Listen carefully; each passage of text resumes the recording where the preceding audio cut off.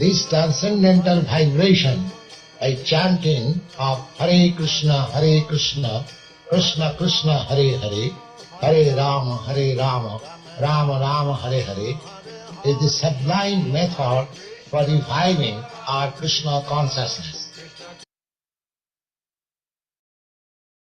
Hare Krishna, dear devotees, please accept my humble obeisances. All glories to Sri Prabhupada. Welcome to this morning's class, which is from Chaitanya Charitamrita, Adi Lila, chapter 5, beginning with text 99.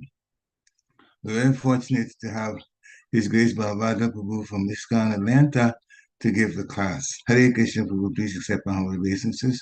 All glories to Sri Prabhupada. Hare Krishna, Prabhu, please accept my humble obeisances. All glories to the Prabhupada. Is my mic okay? Voice is okay? Yes, okay. We can hear you. All right. Jai Jai Sri Chaitanya, Jai Nityananda, Jai Dvaita Chandra, Jai Gaur Bhaktavinda, Jai Jai Sri Chaitanya, Jai Nityananda, Jai Dvaita Chandra, Jai Gaur Bhaktavinda, Jai Jai Sri Chaitanya, Jai Nityananda, Jai Advaita Chandra, Jai Gaur Bhaktavinda, Namo Vishnu Padaya Krishna Prestaya Bhutale, Srimati Bhakti Vedanta Swami Iti Namane Namaste Saraswati Deve, Gauravani Vachani, Nirvishesha Shunyavadi Paschat Vishtarne, Jai Shri Krishna Chaitanya Prabhu Nityananda Shri Dvaita Gadadhar Shivasadi Gaur Bhaktavinda, Hare Krishna, Krishna Krishna, Hare Hare, Hare Rama, Rama Rama, Hare Hare. So we're beginning our reading in Chaitanya Charitamrita, Adi Lila 1, chapter 5, text 99. We will read several verses today. So what we'll do, I'll just chant the first one, and then you can repeat the first one, and then I'll continue with some other verses. So text 99. Tāṅhāi prakaṭa kaila Vaikuṇṭha nija-dhāma, śeṣa-śayana-jale karila viśrāma. Tāṅhāi prakaṭa kaila Vaikuṇṭha nija-dhāma, śeṣa-śayana-jale karila viśrāma. Tāṅhāi prakaṭa kaila Vaikuṇṭha nija-dhāma, śeṣa-śayana-jale karila viśrāma. Vishnu Prabhu. tāṅhāi prakaṭa kaila Vaikuṇṭha nija-dhāma, śeṣa-śayana-jale karila viśrāma. Ibo. Parikshit. Tāṅhāi prakaṭa kaila Vaikuṇṭha nija-dhāma, śeṣa-śayana-jale karila viśrāma. Hare Krishna. Ibo. Anyone else would like to try?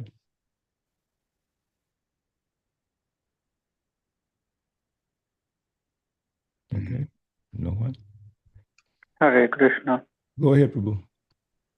Tāṅhāi prakaṭa kaila Vaikuṇṭha nija-dhāma, śeṣa-śayana-jale karila viśrāma. Haribo. Anyone else? Word for word. Tāṅhāi, there. Prakaṭa, manifestation. Kaila, did. Vaikuṇṭha, the spiritual world. Nija-dhāma, his own abode. Śeṣa, the Lord Śeṣa. Śayana, on the bed. Jale, on the water.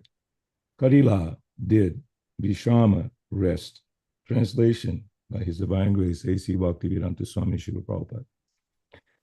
There he manifested Vaikuṇṭha as his own abode and rested in the waters on the bed of Lord Śeṣa.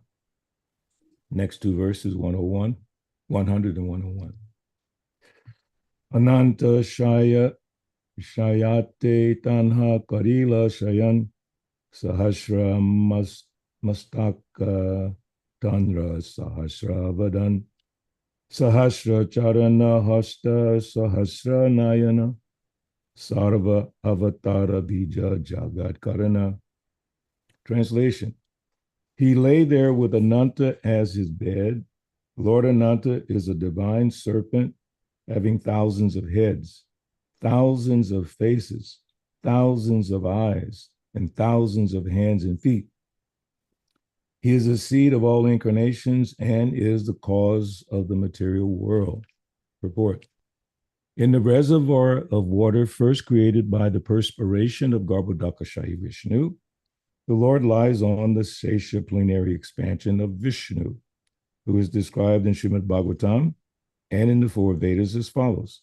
Sahasra Shirsha Purusha, Sahasraksha Sahasrapat, Sabhumim Vishvato Vritva Yatishtad Dasangulam. The Vishnu form called Ananta Shayana has thousands of hands and legs and thousands of eyes, and he is the active generator of all the incarnations within the material world. Text 102, if you can get to that. Tanra Nabi Padma Haite Utila Eka Padma Se Padme Kaila Brahmar Janma Sadma. Excuse me. From his navel grew a lotus flower, which became the birthplace of Lord Brahma. Text 103. Se Padmanale Haila Choda Bhuvan Tenho Brahma Hana Shristi Karila Sujan. Let me turn off my phone, make sure it doesn't ring. Within the stem of that lotus were the 14 worlds. Thus the Supreme Lord as Brahma created the entire creation. Text 104. Vishnu Rupa Hanakare Jagat Palane Gunatita Vishnu Sparsha Nahi Maya Gune. And as Lord Vishnu, he maintains the entire world. Lord Vishnu, being beyond all material attributes, has no touch with the material qualities. Purport. Sri Baladev, Sri Baladev Vijabhushan says that although Vishnu is the predominating deity of the quality of goodness in the material world, he's never affected by the quality of goodness, for he directs that quality simply by his supreme will. It is said that all living entities can derive all good fortune from the Lord simply by his will. In the Vamana Purana, it is said that the same Vishnu expands himself as Brahma and Shiva to direct the different qualities. Because Lord Vishnu expands the quality of goodness, he has the name Sattva-tanu. The multifarious incarnations of Kshirodakashayi Vishnu are known as Sattva-tanu. Therefore, in all Vedic scriptures, Vishnu has been described as being free from all material qualities. In the 10th canto of Srimad Bhagavatam, it is said, Harir hi nirguna sakshat purusha prakrite para sasarva drik upadrashta tam bhajan nirguno bhavet. The Supreme Personality of Godhead, Hari, is always uncontaminated by the modes of material nature, for he is beyond the material manifestation. He is the source of the knowledge of all the demigods, headed by Lord Brahma, and he's the witness of everything. Therefore, one who worships the Supreme Lord Vishnu also attains freedom from the contamination of material nature. That's from the Bhagavatam, 10th canto, 88th chapter, verse 5. One can attain freedom from the contamination of material nature by worshiping Vishnu, and therefore he is called Sattva-tanu, as described above. A couple more verses, text 105. Rudra Rupa Dari Kare Jagat Samhar Shristi Stiti Pralay Ichai Janhara. Assuming the form of Rudra, he destroys the creation. Thus, creation, maintenance, and dissolution are created by his will. Purport. Maheshwar, the Lord Shiva, is not an ordinary living being, nor is he equal to Lord Vishnu. Effectively comparing Lord Vishnu and Lord Shiva, the Brahma Samhita says that Vishnu is like milk, whereas Shiva is like yogurt. Yogurt is nothing like milk, but nevertheless, it is milk also. Text 106. Hiranyagarbha antaryami jagat karana yandra amsha kari kare virata kalpana He is the super soul, Hiranyagarbha, the cause of the material world. The universal form is conceived as his expansion. Text 107. Hena Narayana Yandra Amsera Amsha Se Prabhu Nityananda Sarva Ad Ava Tatma Tamsa. That Lord Narayan is a part of a plenary part of Lord Nityananda Balaram, who is the source of holy incarnations. In the next verse, Krishnadas Kaviraj says, Damsa sloker artha kaila viran ekadasa sloker artha shuna diyaman. I have thus explained the 10th verse. Now please listen to the meaning of the 11th verse with all your mind. So in thinking about the subject matter that's been covered in these verses, I had to go back a little bit from what had been read before, just to catch up. And there it talks about the Mahapurusha and basically how this creation has begun. So I'll just read some English really quick, starting with text 85. Although the Lord is the shelter of everything, and although all the universes rest in him, he, as a super soul, is also the support of everything. Text 86. Although he is thus connected with the material energy in two ways, he does not have the slightest contact with them. Very extensive purport there. 87. This is the opulence of the Lord. Although situated within the material nature, he is never affected by the modes of nature. Similarly, those who have surrendered to him and have fixed their intelligence upon him are not influenced by the modes of nature. And jump ahead a little bit here. Yeah. Anyway, text 88. Thus, the Bhagavad Gita also states again and again that the absolute truth always possesses inconceivable power. Lord Krishna says, verse 89, I'm situated in the material world and the world rests in me. But at the same time, I'm not situated in the material world, nor does it rest in me in truth. Very interesting. So now I'm going over to text 93. I offer my obeisances unto the feet of Sri Nityananda Ram, a partial part of whom is Garbhodakashayi Vishnu. From the navel of Garbhodakashayi Vishnu sprouts the lotus that is the birthplace of Brahma, the engineer of the universe. The stem of that lotus is the resting place of the multitude of planets. And in that purport, Srila Prabhupada said, in the Sattvata Tantra, it is said that the third Purusha incarnation, Kshirodakashayi Vishnu, is situated as a super soul in everyone's heart. He is an expansion of Garbhodakashayi Vishnu for pastimes. And see if there's any one more. Text 896. No, text 95. Entering the universe, he found only darkness with no place in which to reside. Thus, he began to consider. 96. Then he created water from the perspiration of his own body, and with that water filled half the universe. 97. The universe measures 500 million yojanas. Its length and breadth are one and the same. Then the last one on this segment, 98. After filling half the universe with water, he made his own residence therein and manifested the 14 worlds in the other half. So I just, in thinking about all this information, I realized that, you know, as they say in the material world, some things are above your pay grade. So trying to understand this and keep it all in perspective is not that easy. Some of you may have very good memory, but I don't.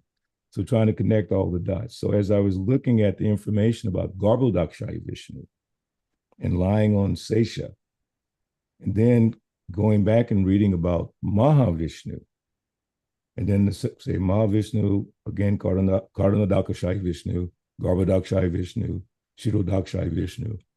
Sometimes we read these descriptions, and as I said, it sort of goes over our head because we don't have personal experience of it. So to speak on it is not that easy. We can speak technically and just state the facts and state the different hierarchies and list of names and their positions, but to truly understand is not easy. Therefore, it's saying to understand these expansions and incarnations of the Lord, one can become free from material contamination. That's a major statement. So by understanding Garbhodakshaya Vishnu, Mahavishnu, Kshirodakshaya Vishnu, as much as we possibly can, will help us in our spiritual development. So sometimes you might think, well, why this technical information, it doesn't really relate to who I am right now in my devotional life, my 16 rounds, my Sankirtan, my cooking, my whatever I do, my managing. Well, just by hearing the glories of the Lord and his different manifestations, we get purified. Otherwise, what is the purpose of Srimad Bhagavatam? There's lots of information in Srimad Bhagavatam that's way above our pay grade, actually way above it. In that regard, I was remembering that nice little story that devotees sometimes tell, that Tamal Krishna Maharaj tells this story of what Prabhupada said to him. And let me pull it up really quick. To prove how small we really are. Very, very small, even though sometimes we think ourselves very, very big. So Tamal Krishna Maharaj said, one day I brought a painting done by our artist Muralidhara for Prabhupada's approval. On Prabhupada's request, Muralidhara had reproduced on canvas the Srimad Bhagavatam jacket cover, showing the spiritual sky. As I held the painting up, Prabhupada began to explain the plan of the creation. First, he pointed to where Krishna was and described how the entire creation was an expansion of Krishna's energy. The Vaikuṇṭha planets, broad and effulgent, were unlimited in number. Then Prabhupada pointed to the corner of the painting where the material world was situated. Mahavishnu is lying down there. So that's in the corner of the creation of the Lord. Mahavishnu is lying down there. And millions of universes emanate from his skin holes. So that, conceiving that is very difficult. Prabhupada said, quote, each universe is filled up with unlimited numbers of living entities who inhabit all the planets and stars. One of these planets is our Earth, and on this planet are many continents. On one continent, there is America, and in America, there are so many big cities. Here is Los Angeles, and in Los Angeles, there is a street, La Cienega Boulevard. On this boulevard, among all of the buildings, is a temple of Lord Krishna. And in this temple, there is one Tamal Krishna. He is there, and he is thinking that he's very important, end of the quote. Then Prabhupada looked at me and smiled. So think about that. We're so absorbed in our own mind, our own world, that we forget the magnitude of the creation of the Lord. So that's why it's important to be reminded of the greatness of the Lord. So then we try to remain humble. Again, that's the first principle of knowledge. You cannot get knowledge without humility. I was explaining this the other night at Srila Prabhupada's Vyasa Puja with a group of friends at the temple, Atlanta temple. We were just talking about different aspects of Krishna consciousness. And I was trying to get them to focus in on this point, how insignificant we are. So I said, just look up at the clouds. So we all looked up. I said, that's just a small section of where we are in DeKalb County or Atlanta. Then it expands even more. And then expands even more all over the world. Just look up at the sky and see how great and powerful it is. So those friends and devotees, they were just starting to feel some reflection / little bit of ecstasy, thinking about how great Krishna is. Because if you don't think about how great Krishna is and how great his magnanimous pure devotees are, then you'll focus on yourself and you'll start thinking how smart I am, how great I am, how intelligent I am. So I gave them another example. I said, just like if you go to school, whatever grade, I don't know, 6th grade, 7th grade, 10th grade, whatever, or even college, And you walk in and you tell the professor or the teacher, and listen, today, and I'm not listening to you. I'm going to tell you what you're going to teach, okay? And what would the teacher do? And all the guys, they laughed and said, they'll kick you out. You're not qualified to learn if you don't have humility. That's why I'm fascinated. Bhagavad Gita chapter 13, verses 8 through 12, where Krishna says, Amanitvam, the first principle of knowledge is Amanitvam, humility. Without humility, how will you get knowledge? How would anyone take the time, waste their time, trying to explain something to you if you're not humble? Then Prabhupada explains what is humility. What is humility? Not being anxious for the satisfaction of being honored by others. And Prabhupada explains, everyone in this world is seeking that appreciation. Of course, as devotees, we give appreciation to everyone, of course, but we should not seek it for ourselves. We shouldn't act in such a way that the result will be that everyone will respect me. So then when you don't get respect, you become angry, you become upset, you become confused. Why they're not recognizing my, I don't know, scholarship, my beauty, my intelligence, my whatever, my ability to quote slokas and sing the kirtan. Sometimes you look around to see if everyone's looking at us. Not good. I'm saying that because I've done that many times, seeing where everyone's looking at me. So I learned over the years to point to devotees to look at the deities. Why are you looking at me? Look at the deities. I was training up some Madanga players in Atlanta who are really fabulous Madanga players now. But I had to train them every Sunday. Don't look at me, look at the deities. And now when they see me come in the room, they immediately look at the deities because it's important. Otherwise, we start focusing either on ourself or extended self, another person.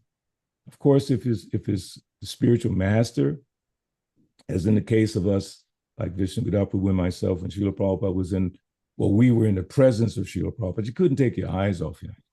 If you see any photograph of me with Srila Prabhupada, I'm looking at his lotus feet.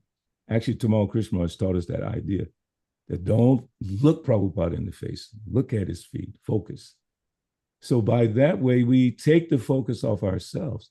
So then Arjuna, in the Bhagavad Gita, let's see, he says, edit marked, yes, 11th chapter, which is universal form, and the sloka being, Kasmat Chatena Nemiran Mahatman, Garisha se Brahmano Yadikartre, Ananta Devesha Jagannivasa, Tvam Aksharam Sad Asat Tat Param Yat. And I like this verse so much because it's a question Arjuna is basically asking.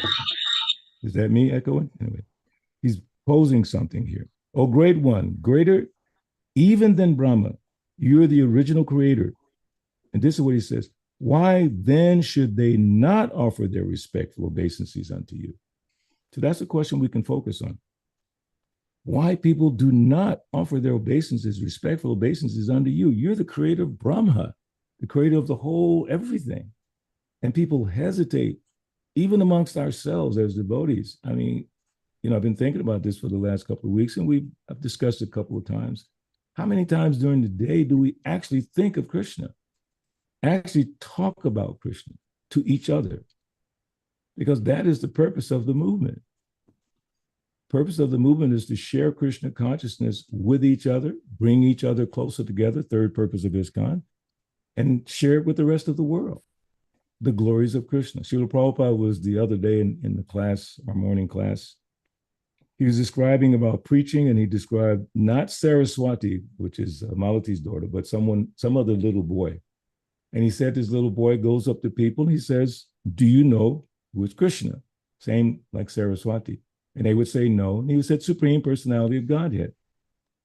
So understanding the Supreme Personality of Godhead. So Arjuna is saying, why then should they not offer respectful obeisances unto you? Because they don't understand Supreme Personality of Godhead. He goes on, O limitless one, God of gods, refuge of the universe, you are the invincible source, the cause of all causes, transcendental to this material manifestation. I would assume to some degree that other religious people, followers of different religions, are sometimes caught up, especially nowadays, there's something called prosperity philosophy. what God can give me. And I've even heard like in trying to estimate the success of a church, they see how many beautiful cars are in the parking lot. That is the success of our church. Look at all those nice cars. We should be careful, followers of Srila Prabhupada. That should not be the criteria for the success of a temple.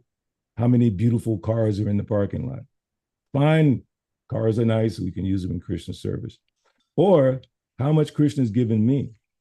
Even down to the point of doing Sankirtan. And Krishna didn't allow me to do books today. And this, I mean, I've had that problem many times in my years of Sankirtan.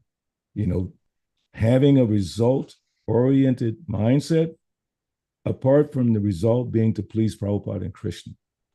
If the result is just for me to be glorified for what I've done that day, but if the motive is, let me give as many of Srila Prabhupada's books as possible, let me connect as many people as possible to Krishna consciousness, then that result is actually Krishna's mercy upon us. We have a right to perform our prescribed duty, but we do not have the right, nor should we seek the results of that action. Everything is done for the pleasure of Krishna. So hearing this amazing information about Garbhodakshai Vishnu, Shirodakshai Vishnu, Mahavishnu should inspire us to become more and more humble.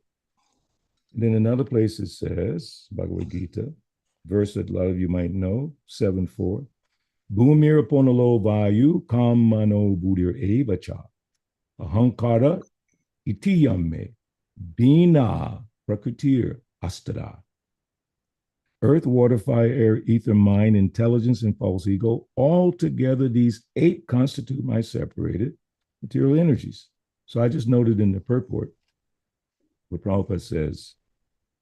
He's quoting from the material natures called prakriti, or the energy of the Lord in his different Purusha incarnations, expansions, as described in the Sattvata Tantra. And I won't read the Sanskrit. Translation is, for material creation, Lord Krishna's plenary expansion assumes 3 Vishnus. The first one, Mahavishnu, creates the total material energy known as the Mahatattva. The second, Garbhodakshai Vishnu, enters into all the universes to create diversities in each of them. The third, Shirodakshai Vishnu, is different, is diffused as the all-pervading supersoul in all the universes and is known as Param Atma. He is present even within the atoms. Anyone who knows these 3 Vishnus can be liberated from material entanglement. So that's also mentioned somewhere in the purport that we read. So anyone who knows these 3 Vishnus can be liberated. So there's the motivation to try to understand the Vishnus. If we understand them, then we can be liberated from material entanglement. On Janmashtami, we always quote the verse, Janma karma chame divyam evam yo vedi tattva tatva deham purna janma naite mamiti sorjanam. By understanding the appearance and activities of Krishna, we don't have to come back to this material world. So now here's an added bonus. Anyone who knows these 3 Vishnus can be liberated from material entanglement. And material entanglement is very complicated. As we may have become aware in our lives, it's very complicated. Where it begins and how it ends, we have no idea.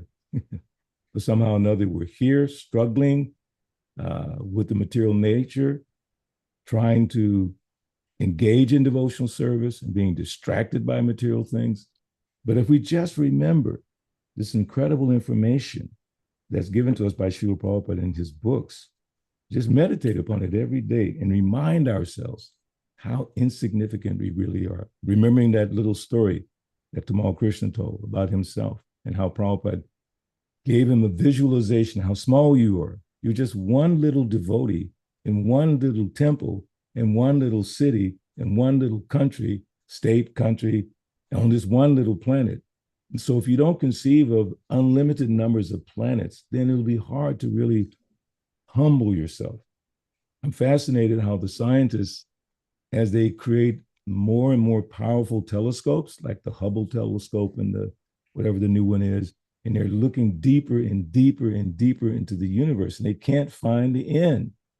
They don't even question, why is it dark in the universe? If the sun were not there, there would be no light. Why is it dark? Darkness is generally described as the absence of light. So if that's the case, then where is the light? Actually, I'm going to write a song about that. Where is the light that's being blocked by the whatever? They haven't found the universal covering yet. They claim to have looked back billions of years by virtue of their telescopes, very powerful telescopes. And they say the light that emanated in the beginning of creation is just now reaching the point that we can see it. Maybe. I can't confirm that to be 100% true. So that's how they say it. But the thing that fascinates me is Prabhupada's book, Easy Journey to Other Planets, how he basically dedicated that to the scientists who were trying to understand antimatter and different things more than just sense gratification, more than just mundane, acquisition of things. They're trying to understand the greatness of the creation. They don't necessarily connect it to God. That's our responsibility. Our responsibility is to hear what they're saying, not become affected by what they're saying, but to hear it and see where we can insert extra knowledge for them, greater knowledge for them, elevate them more and more and more and more and more. So that's what Prabhupada did in his Easy Journey to Other Planets, which, by the way, was the reason that I went to the Atlanta Hare Krishna Temple, because I saw that book advertised in the Back to Godhead magazine at my job where I was working. I'm on 14th Street, Temple's on 13th Street. And I saw the address, 13th Street. I saw that book title, and I was into the extraterrestrials and all that kind of stuff. And I said, I have to have that book. So that brought me to the temple, just the title of the book, Easy Journey to Other Planets. And I believe, Vishnu Guru, you can correct me, the Prabhupada wrote that not when he came to America, but when he was in India, as far as I remember. Very powerful book, especially that book and another book that I love so much, which is my first one, Krishna Reservoir Pleasure. Oh my God, so deep. So we have to keep our minds, why not surrender to Krishna? Which is the question Arjun's saying. Why would anyone hesitate to surrender to someone so great? Simple example. I'm a musician. I like playing guitar. I listen to different guitar players and get inspiration. These men are dead and gone.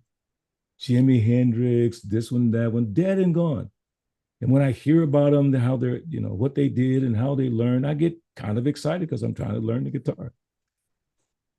You can give any example. People are inspired by great poets and artists, Michelangelo, people that you'll never meet, they're gone. So you hear about them, you have more trust in their abilities. I never met Jimi Hendrix, but I have trust in his abilities because I've heard so much about it. You can say, well, haven't you seen him in a movie? Could be an actor. I don't know. I really don't know. But my point here is that by hearing Shravanam, think about it, Shravanam Kirtanam, Shravanam is first. You can see it in the material world. People hear generally first, then they act. The smart ones, the intelligent ones. They hear first, then they act. Some people just act without hearing.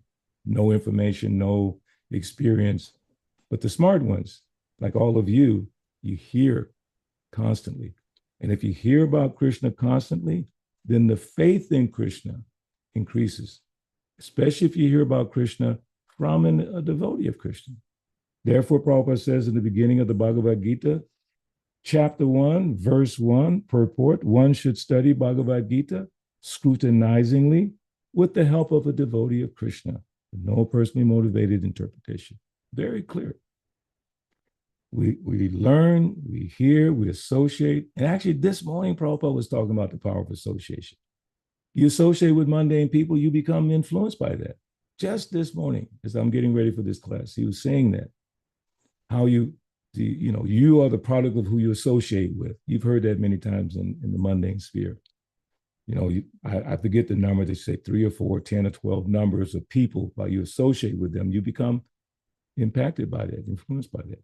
So if we associate every day with Srimad Bhagavatam, and we read these incredible narrations, which are way above our pay grade, and then we, as Prabhupada said, I don't know if I can jump to the reference, but he says that just imagine.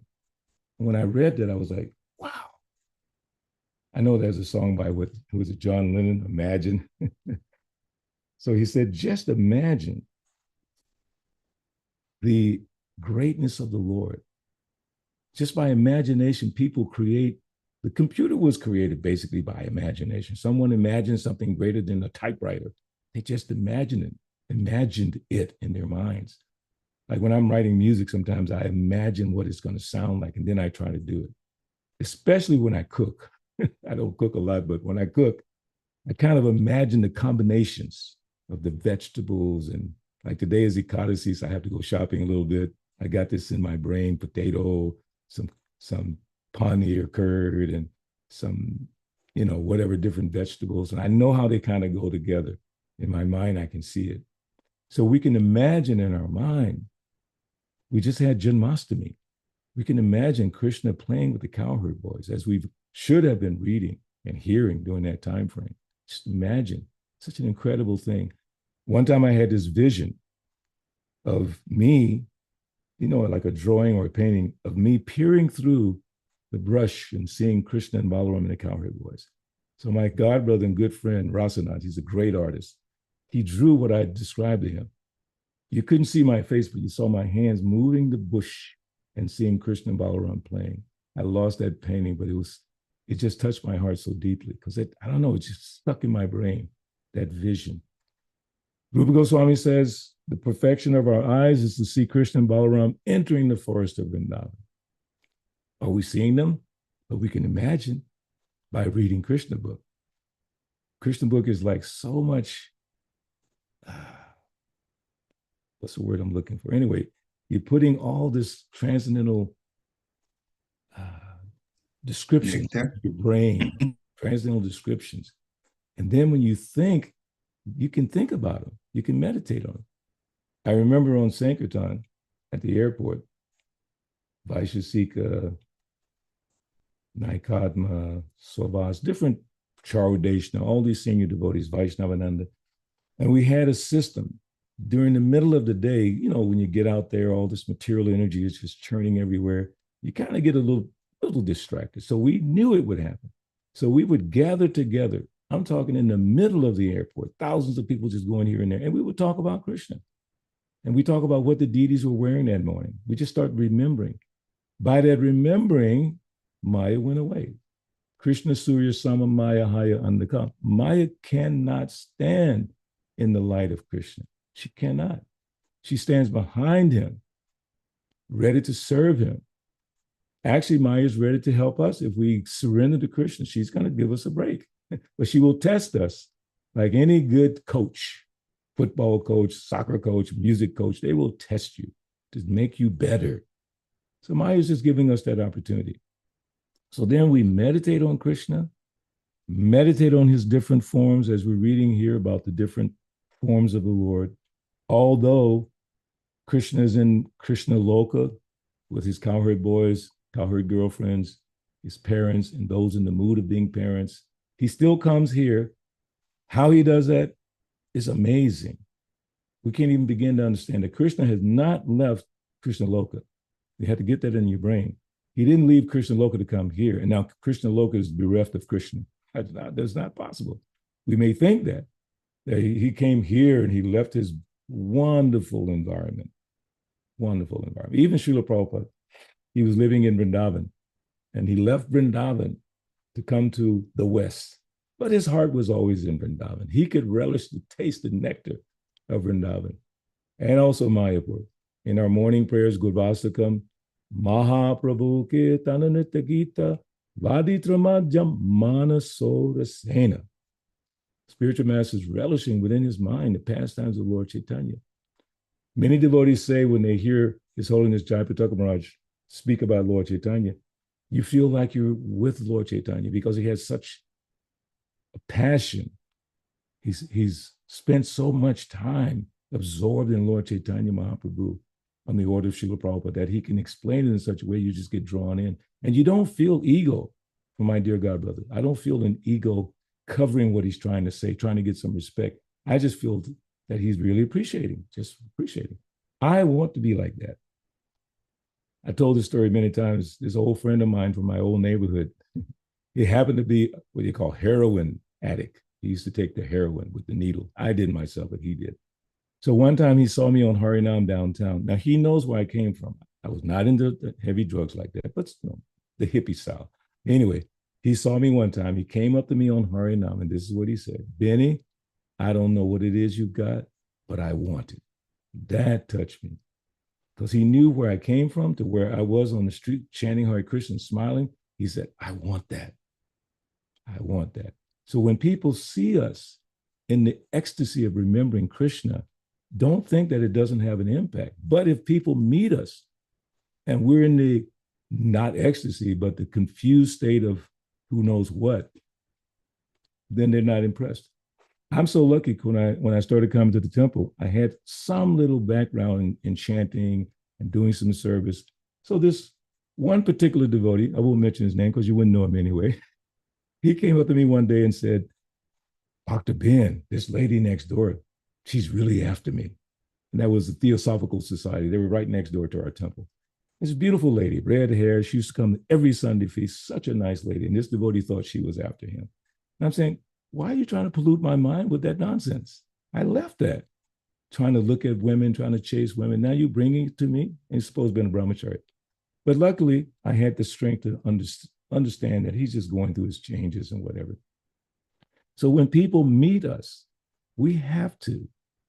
It's imperative to share Krishna consciousness with them. Don't share nonsense with people. Don't share, if you can share something from your past experience with reference to something Prabhupada said or something that's in the scriptures, then you can use those examples. Prabhupada talked about his growing up as a child. Prabhupada talked about his marriage life. He talked about his school life, but in context to Krishna consciousness. Don't get off the subject. Stay on Krishna consciousness. And so many wonderful things to talk about. Amazing. And when you explain that, like say, if you explain about the three Purushas, there should be some excitement in your voice. And when people experience you in that mood, they say, wow, what is that? I've said it many times, like in selling, professional selling, they say selling is a transference of conviction.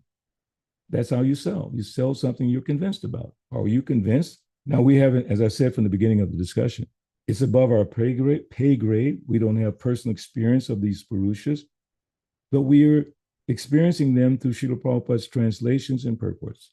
So we have to be convinced that Prabhupada didn't lie to us. If he didn't lie to us and this is real, then we have to present it as is real, not like, yeah, this is kind of like, the Hindu philosophy. It's, sacred text. It is a sacred text, absolutely sacred text. But when you're explaining it to people, take them to a little bit higher. Take them a little higher. Krishna, he's the Supreme Personality of Godhead. There are many personalities of Godhead. There are many persons who are powerful, but the Supreme Powerful is Krishna. Don't be shy to say it. Don't be embarrassed to say it. Don't feel like you're looking like a fanatic if you say it.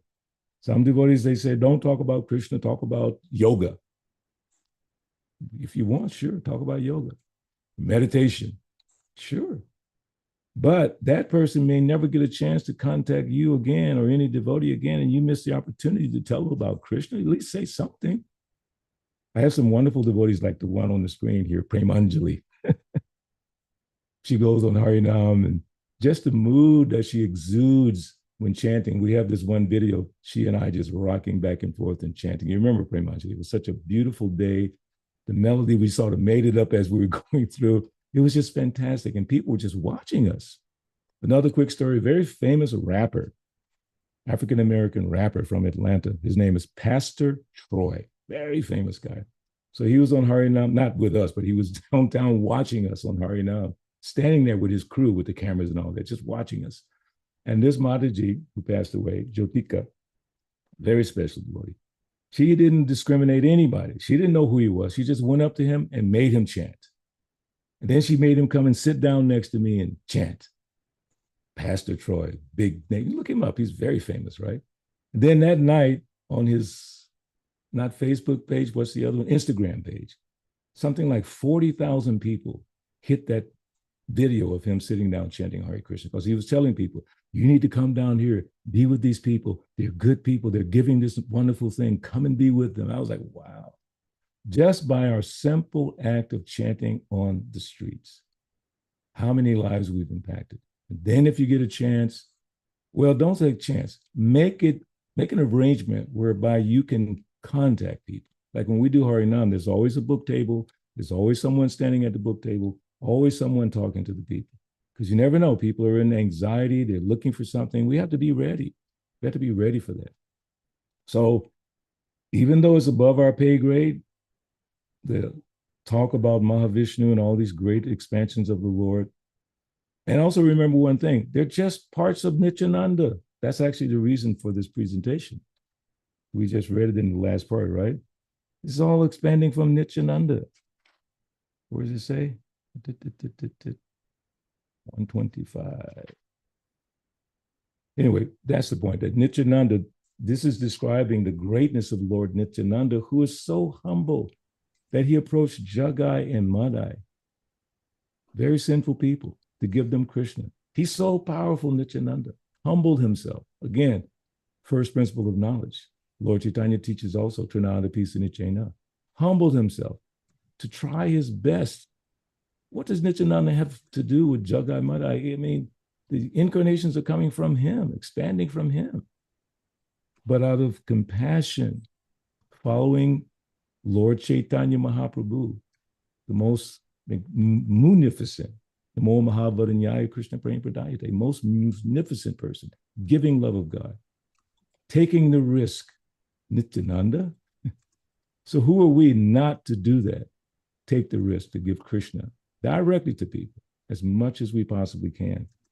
So then I have one more reference I wanted to share, which is from the Brahma Samhita. I believe it's Brahma Samhita. Let me make sure.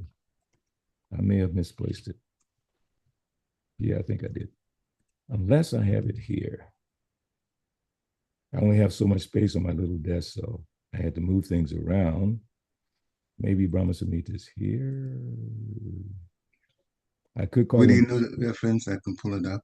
Well, it's Brahma Samhita 5, could be 47.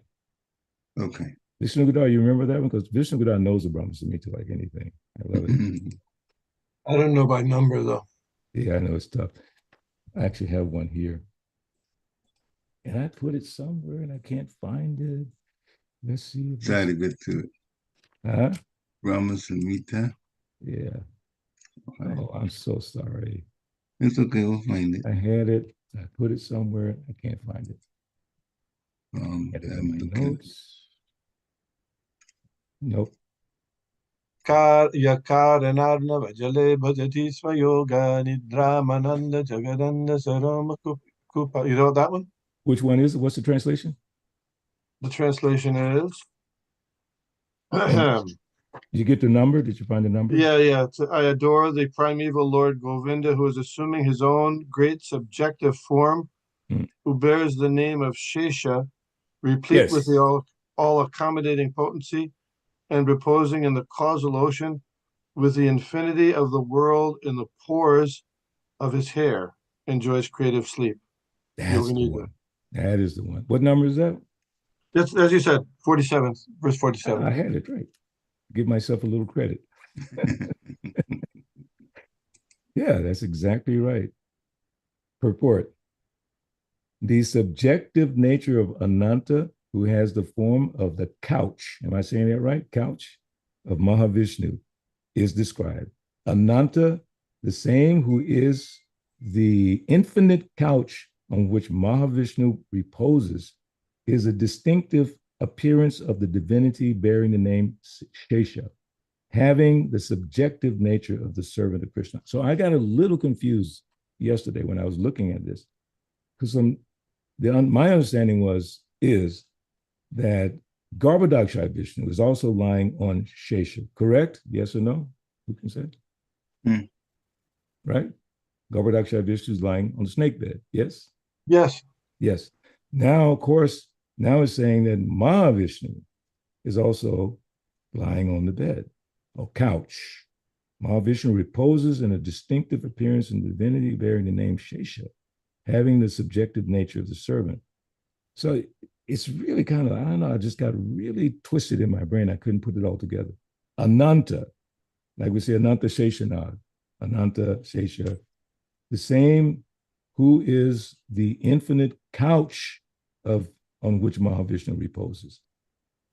Is a distinctive is. So he's talking now about Śeṣa, Ananta, as the couch. Then it goes, is a distinctive appearance of the divinity bearing the name Śeṣa, having the subjective nature of the servant of Krishna. So the Śeṣa and his manifestations is absolutely powerful. But all of this, again, coming from Nityananda, Supreme Lord, Supreme Personality of Servitorship Godhead, Lord Nityananda. So I want to stop now because I did have some other references. I can't get to them as quick as I wanted to, but I want to see if we have any comments, any thoughts, meditations. My personal meditation, I wrote it down. We are so insignificant, therefore we should always remain humble. So all of this discussion makes me want to become more humble, thinking about how insignificant I am. So floor is open. Yeah, thank you very much for a very nice class with so many references. Thank you for giving such a wonderful lecture, and thank you, Vishnu for also adding to it, when it was needed. Devotees, this is as Prabhupada said, you can unmute yourself and ask questions, share realizations, share take-homes from this as you heard it this morning. Hare Krishna. Today is Ekadashi also, by the way. Yeah. So any comments or questions? Hare Krishna, Premanjali. Haribol, everyone. How are you? Hare Krishna, Balavajra. Thank you so much. Haribol. So you made reference to Bhagavad Gita 11. Was that 11:1? Was it a text or universal form? Universal form. The text number was, let's see. Text. I'm way over there. Okay. I had so many books on my little counter. Yeah. Chapter 11 is text number 37.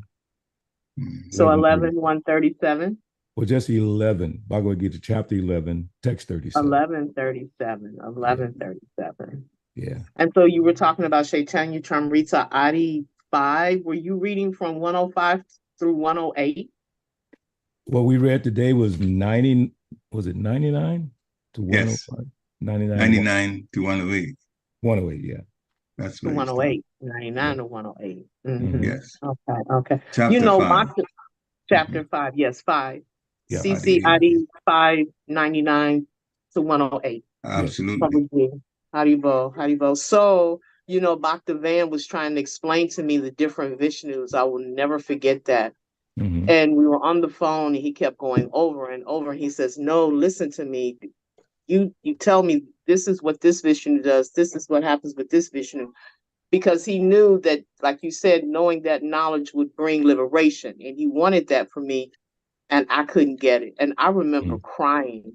I was so, and I talked to Carrie. Carrie was like, so is he your spiritual master?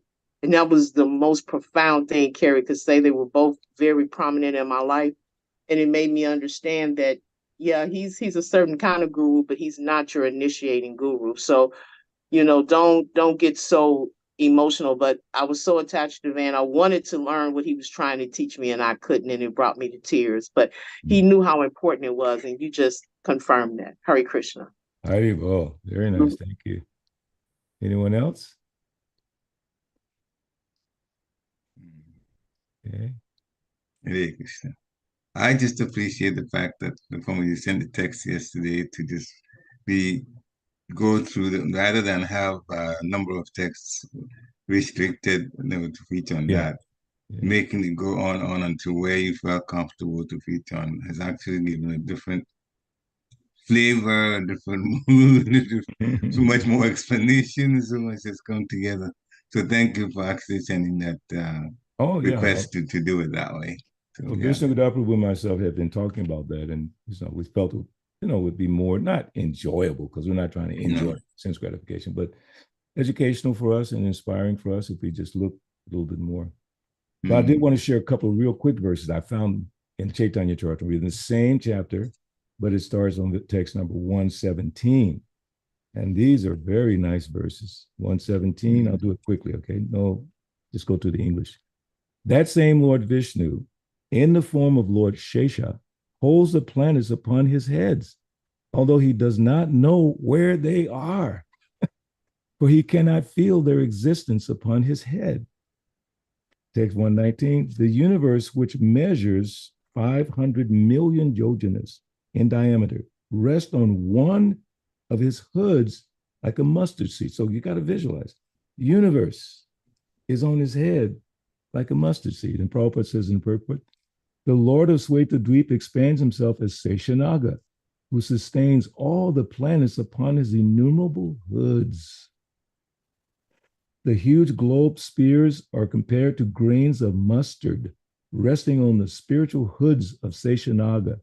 The scientist's law of gravity is a partial explanation of Lord Sankarsana's energy. The name Sankarsana has an etymological relationship to the idea of gravity. There is a reference to Seshanaga in Srimad Bhagavatam 5:17-21.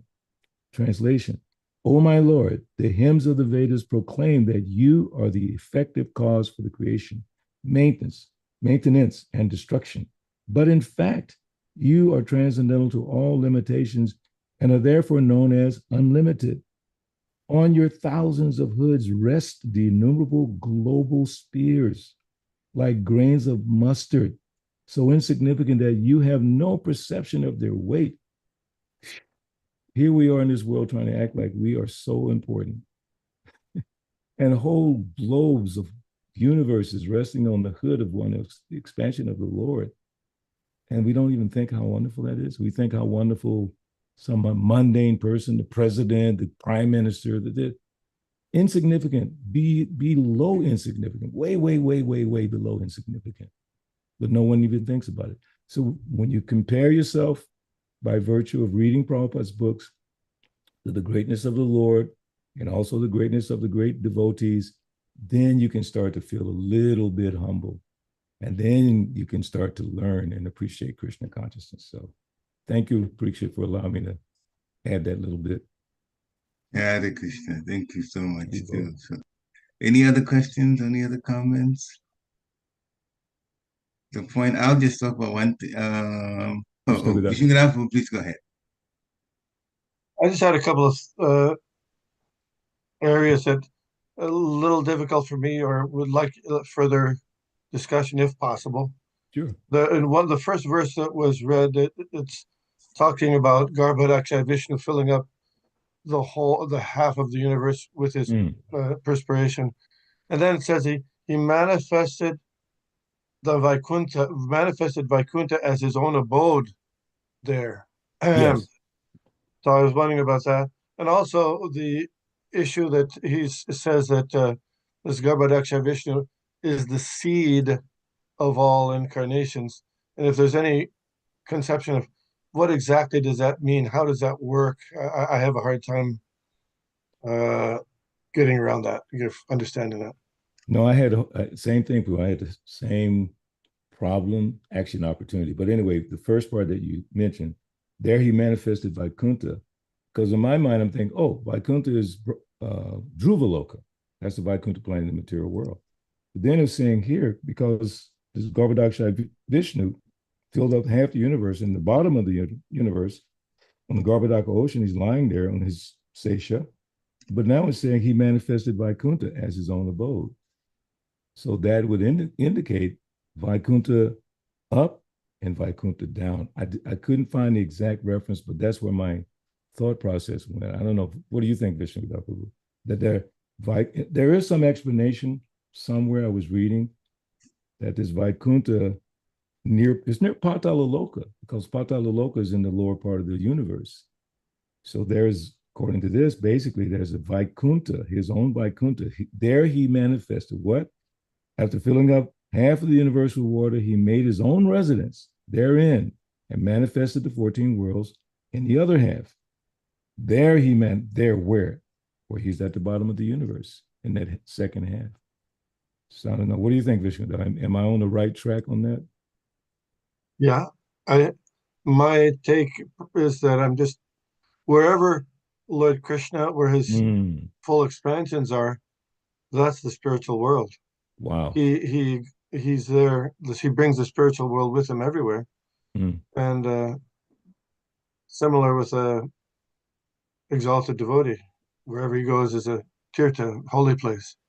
He or she goes is a holy place. So, wherever Lord Chaitanya went, that's a holy place, or that is he's the spiritual world is there with him everywhere. Lord Krishna as well. That's the thought I had. I don't know. Perfect. Exactly were there any boundaries to that Vaikuṇṭha that Garbhodakṣaya Vishnu created, manifested? Or was it just around his where Śeṣa is and he's lying on the couch? I don't know. Right. But as you said, usually we think of there's a local Vaikuṇṭha planet where Kshirodakṣaya Vishnu lies on the ocean of milk. Well, that's a Vaikuṇṭha planet.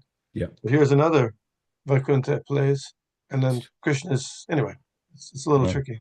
So that I like when you say it's a little tricky. That means that we should be thinking about these things. We should be discussing these things, and that little tricky keeps our minds out of the muck of the material world, because we're thinking of these high philosophical things, and that's what's missing.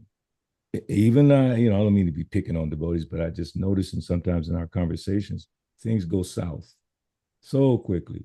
And I was trained by my dear God brother Radha Mohan. He was our lead brahmachari back in the day, and he explained this process, how it happens. Conversation starts out a little bit about Krishna, then it starts to degenerate a little bit less, and before you know it, you're talking about sex life or something stupid. So he always pushed us.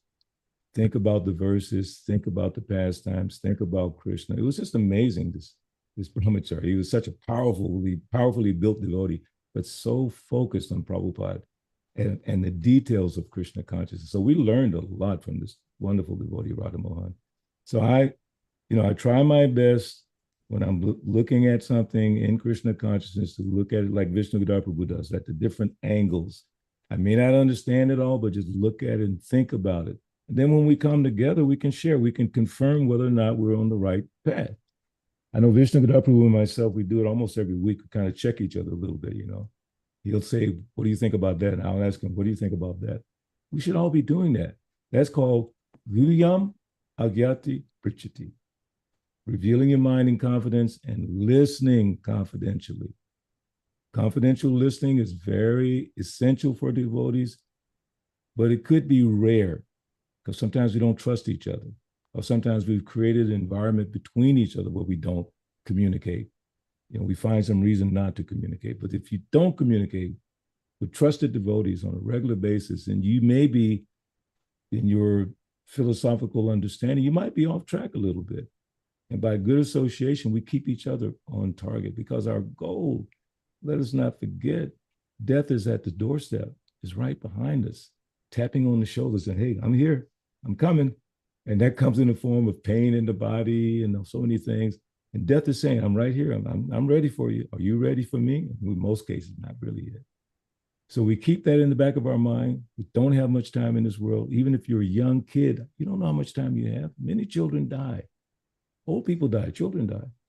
So in the time we have left, as Bhaktivinoda Thakur says, the past that sleeps ne'er the future dream at all, but act with times that are with thee, and progress ye shall call. So that moment we have right now is precious. And thank you for allowing me to be with you in this moment to hear and chant about Krishna. Back to you, Parikshit. Hare Krishna. Thank you very much for a nice, very insightful lecture, so much discussion also. To the devotees, thank you for coming on also to hear. We always have our lives improved from the hearing. Srila Prabhupada said that's the first thing to do, the hear. Chanting is the most important, but hearing is the first thing, he said always. So have a wonderful rest of your day. Hare Krishna. Hare Krishna. Happy